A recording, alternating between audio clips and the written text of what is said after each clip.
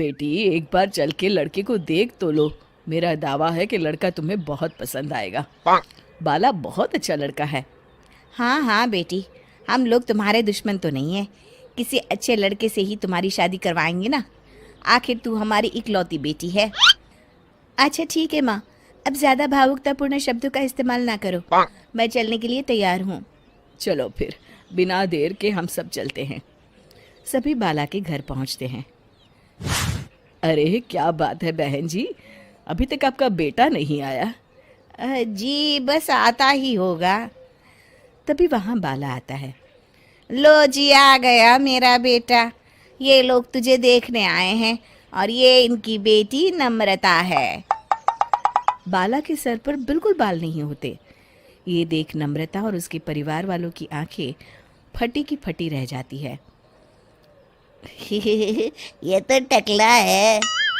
हे भगवान, माँ पिताजी, आप दोनों एक टकले से मेरी शादी करवाने वाले थे।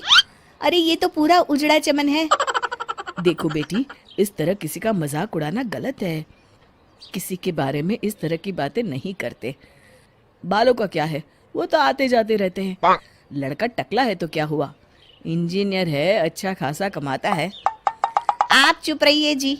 इसकी तरफदारी इसलिए कर रहे हैं क्योंकि आपके भी सर पर बाल नहीं है। मैंने तो आपसे शादी कर ली, मगर मैं अपनी बेटी की शादी एक टकले से बिल्कुल नहीं करवाऊंगी। अरे ये क्या, कब से आप लोगों ने टकला टकला लगा रखा है? और माफ करना, तुम भी कोई हूर की परी नहीं हो। तुम लोग मेरे घर में आकर मेरी ही बेइज्जती कर रहे हो। निकल जाओ यहाँ से। हाँ हाँ तो जा रहे हैं ना, हमें भी यहाँ रुकने का कोई शौक नहीं है। नम्रता और उसके परिवार वाले उठकर वहां से जाने लगते हैं। तभी नम्रता का छोटा भाई जाते जाते कहता है, टकला। तेरा बाप टकला। और इस तरह बाला का रिश्ता टूट जाता है। फिर एक दिन सड़क के किनारे एक आदमी घूम घूम कर कंधी बेच रहा होता है। कंधी ले लो, कंधी, एक से बढ़िया एक कंघी ले लो, नए जमाने की कंघी ले लो। अरे भाई ये ले लो। घूमते घूमते वो बाला के पास पहुंच जाता है। अरे भाई साहब, कंधी लोगे क्या? ये लो। तभी उसकी नज़र बाला के सर के ऊपर पड़ती है। अरे माफ़ करना भाई साहब, आप इसे लेकर क्या करोगे? आपके सर पर तो बाल ही नहीं है, आपका तो स्टेडियम पूरा खाली है। चलता हूँ, कंधी ले लो, कंधी ले लो। कंधी वाले की बातें सुनकर बाला को बुरा लगता है। उस समय बाला को ऐसा महसूस होता है कि उसके लिए दुनिया में सबसे कीमती कोई चीज़ अगर है तो वो सिर्फ बाल है। बाला सड़क पर चलते हुए लोगों के बाल बड़े गौर से दिखता है। चलते चलते बाला एक मंदिर के पास पहुंच जाता है। हे भगवान, तुमने ये मेरे साथ क्या किया? थोड़े से बाल अगर मुझे दे देते तो तुम्हारा क्या चला जाता? सारी दुनिया मेरा मजाक उड़ाती है। अरे भाई, आज पहला इंसान देख रहा हूँ जो मंदिर आकर भगवान से अपने लिए बाल मांग रहा है। बेटा, भगवान ने तुम्हें सब कुछ तो दिया है, अच्छी सेहत है, अच्छी नौकरी है, लगता है तुम्हारी तबीयत ठीक नहीं है। घर जाओ, सब ठीक हो जाएगा। बाला वहाँ से चला जाता है। घर पहुंचकर बाला खाना खाता है और अपने कमरे में सोने के लिए चला जाता है। फिर सुबह जब बाला सोकर उठता है तो आईने के सामने अपने आप को देखकर हैरान हो जाता है। बाला के सर पर एकदम घने बाल आ जाते हैं। बाला खुशी से झूम उठता है। अरे ये तो चमत्कार हो गया, मेरे सर पर बाल आ गए। लेकिन ये हुआ कैसे? दोस्तों, अगर आप इस कहानी का दूसरा भाग देखना चाहते हैं तो हमें कमेंट करके जरूर बताएं। गांव की बहू। क्या सावित्री, मैंने सुना है कि मालती की बहू ने अपने सास ससुर को घर से निकाल दिया है। अब क्या कहूँ, आजकल की बहुओं का कोई भरोसा नहीं है, कब क्या कर दें। मालती की बहू को देखकर कौन कह सकता था कि वो ऐसी निकलेगी। तू सही कहती है, आजकल की बहुओं को देख मुझे तो बड़ा डर लगता है। कहीं मेरी बहू भी ऐसी निकल गई तो। नहीं नहीं, मैं तो गांव की सीधी साधी लड़की से अपने बेटे की शादी करवाऊंगी। इस तरह एक दिन गायत्री अपने बेटे की शादी गांव में रहने वाली मीना नाम की लड़की से करवा देती है। ये लीजिए माँ जी, आपके लिए गर्मा गर्म नाश्ता और चाय। अरे वाह बहू, सच कह रही हूँ, जब से तू इस घर में आई है मुझे तो बड़ा आराम है। तेरे जैसी बहू तो किस्मत वालों को मिलती है। का माँ जी, अब इतनी भी तारीफ मत करिए ना। धीरे धीरे मीना गायत्री की चहेती बन जाती है और मीना भी गायत्री को कभी शिकायत का मौका नहीं देती थी। फिर एक दिन,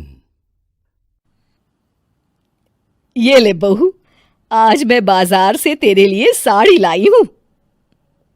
साड़ी देखते ही मीना का मुंह लटक जाता है। का माँ जी, ये भी कोई साड़ी है? ना, मुझे तो बिल्कुल पसंद नहीं आई। अरे लाना ही था तो कोई अच्छी महंगी वाली साड़ी ले आती मेरे लिए। आप तो ये सस्ती साड़ी उठा लाई। मुझे नहीं ना चाहिए आपकी ये साड़ी, आप ही पहनिए इसे। अरे ये क्या बहू, तू तो आजकल कुछ ज्यादा ही नखरे दिखा रही है। मैं इतने प्यार से तेरे लिए साड़ी लेकर आई हूँ और तू है कि उल्टा मुझे ही दो बातें सुना रही है। अरे माँ जी, आप अपने लिए तो बड़ी डिजाइनदार और महंगी महंगी साड़ियां खरीदती हैं और मेरे लिए ये सस्ती साड़ी ले आई। आप समझती हैं कि मैं गांव से आई हूं इसलिए मुझे कुछ नहीं पता। हाँ, अरे कुछ नहीं, तुझे शहर की हवा लग गई है बहू। इस तरह दोनों सास बहू में रोज किसी न किसी बात पर लड़ाइयां शुरू हो जाती थीं। एक दिन गायत्री अपनी कुछ सहेलियों को अपने घर चाय पर बुलाती है। अरे बहू, मेरी सहेलियों के लिए बढ़िया चाय नाश्ता तो बना दे। अरे माँ जी, अभी ना मेरे पास बिल्कुल भी समय नहीं है। मुझे ब्यूटी पार्लर जाना है। चाय नाश्ता आप ही बना लीजिए। हाँ, तू कब से ब्यूटी पार्लर जाने लगी है? शहर आए 2 दिन नहीं हुए और देखो महारानी के नखरे शुरू हो गए। बस भी करिए माँ जी, आपसे बहस करने के लिए मेरे पास ना बिल्कुल टाइम नहीं है। आपका का है, आप समझती हैं कि मैं गांव से आई हूं तो मुझे कुछ नहीं आता और आप जो रोज रोज मुझसे मेहमान नवाजी करवाती रहती हैं नौकरानी की तरह। मीना के कमरे में जाते ही, अरे ये क्या गायत्री, तू तो अपनी बहू की बड़ी तारीफ कर रही थी, लेकिन ये तो तुझे कुछ समझती ही नहीं। भाई मुझे तो लग रहा था कि तेरी बहू गांव की है तो सीधी सादी होगी, लेकिन इसने तो शहरी बहुओं को भी मात कर दिया। हाँ। अपनी सहेलियों के सामने अपनी बेइज्जती होते देख गायत्री आग बबूला हो जाती है। अरे क्या शहर और क्या गांव, मेरी तो किस्मत ही फूटी थी जो मैं इसे बहू बना के ले आई। भगवान जाने आगे और क्या क्या करेगी। अब तो मुझे कुछ ठीक नहीं लगता। तू जरा संभल के रहना, कहीं मालती की तरह तेरा भी हाल बेहाल ना हो जाए। अच्छा, अब हम चलते हैं। अपनी सहेली की बातें सुनकर गायत्री थोड़ी घबरा जाती है। अरे ये सुशीला क्या बोलकर चली गई, कहीं इसकी बात सच ना निकल जाए। दूसरी तरफ मीना सारी बातें सुन लेती है। अगले दिन से गायत्री अपनी बहू से कोई काम करवाने से पहले 10 बार सोचती थी।